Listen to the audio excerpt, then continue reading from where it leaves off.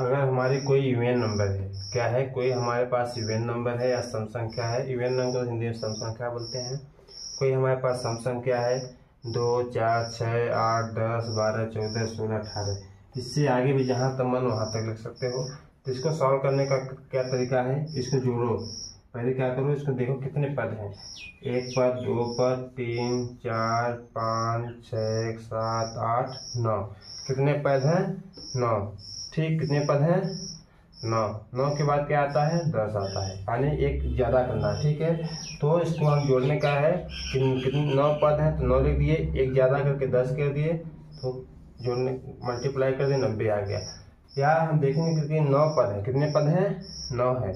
तो ऐसे भी कर सकते हैं, इसका फार्मूला भी होता है कि पद कितने हैं? 9। ठीक, इसका फार्मूला होता है n प्लस 1। हमारे पास कितने पद हैं? 9 है। ठीक है, तो n इक्वल टू क्या रखेंगे हम? 9 रखेंगे।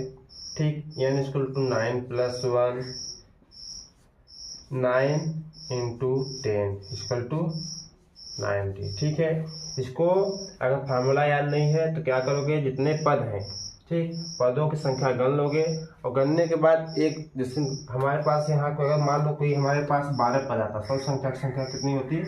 12 होती। ठीक है, अगर हमको फार्मूला नहीं पता है तो हमारे पास कोई संख्या है 12, उसमें एक ऐड कर देंगे, मल्टीप्लाई एक ऐड करें, 12 का एक करोगे तो 13 आएगा। ठीक है, 13 आएगा, मल्टीप्लाई कर देंगे तो हमारा ऐसा आ जाएगा। अगर ऐसे नहीं बन रहा है तो इसका एक फार्मूला होता है, क्या होता है? सम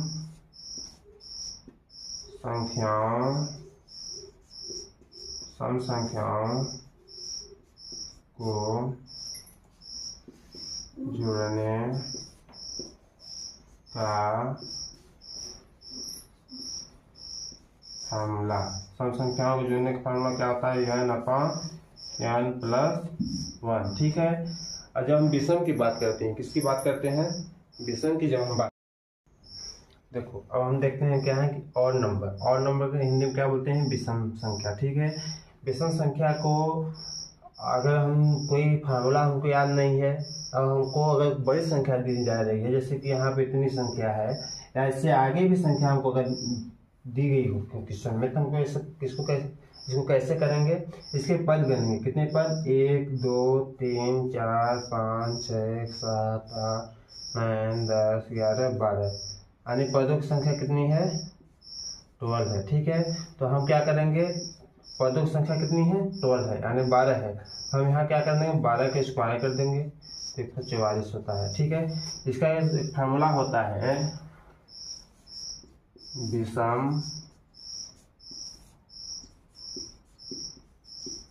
विषम संख्याओं को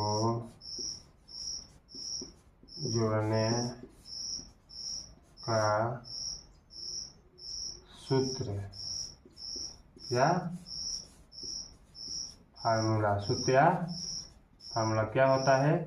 n स्क्वायर। ठीक है, हमारा n इक्वल टू कितना है? 12 है। अब किसी अगर मान लो कि संख्या हमारे आगे बढ़ती गई, ठीक है, नंबर कितने आए हमारे? अगर नंबर कोई हमारा आ रहा है कि n बराबर अगर 20 पद आ रहे हैं, ठीक है, तो हम इसका n की जगह क्या करेंगे? 20 कर देंगे, इसका स्क्वायर कर देंगे तो क्या आ जाएगा? 20 का स्क्वायर 400, यानी 20 का स्क्वायर 400। तो विषम संख्याओं को जोड़ने का फार्मूला या सूत्र क्या होता है? n square. अगर कोई हमारा क्वेश्चन इस प्रकार दिया है कि पहले तो हमारा काउंटिंग नंबर है, क्या है? काउंटिंग नंबर, जैसे 1 है, 1 है, 1 में 1 जोड़े तो 2 आया, 2 में जोड़े तो 3 आया, 3 में 1 जोड़े तो 4, 4 में 1 जोड़े तो 5। इस तरह क्रम से काउंटिंग नंबर हमारा बढ़ता गया। ठीक, और किसी पॉइंट पर, जैसे इस पॉइंट पर 20 पर, यानी 20 पर रुक जाता है। ठीक, और 20 से फिर डिक्रीजिंग काउंटिंग होना लगता है। डिक्रीजिंग काउंटिंग यानी घटते क्रम में। ठीक है, तो 20 में 1 कम किए तो 19 आया, 19 में 1 कम किए तो 18 आया, यानी लगातार आने के दर काउंटिंग था, जो डिक्रीजिंग काउंटिंग है। ठीक है, तो इस प्रकार के क्वेश्चन को हम कैसे ऐड करेंगे? इसका एक सिंपल सा फार्मूला है कि हम देखते हैं कि इस संख्या में चाहे एक संख्या कितनी भी बड़ी हो, उस संख्या में हम देखते हैं सबसे बड़ी संख्या क्या है। जैसे हमारे यहाँ इस नंबर पर हमको बोला है कि सभी नंबर को ऐड करो, ठीक, हमको इसको ऐड नहीं करना है, इसको डायरेक्ट करना है। इसमें से देखना है कि हमसे हमारी जो संख्या है उसमें सबसे बड़ी क्या है, इसमें 20 है। क्या है, 20 है।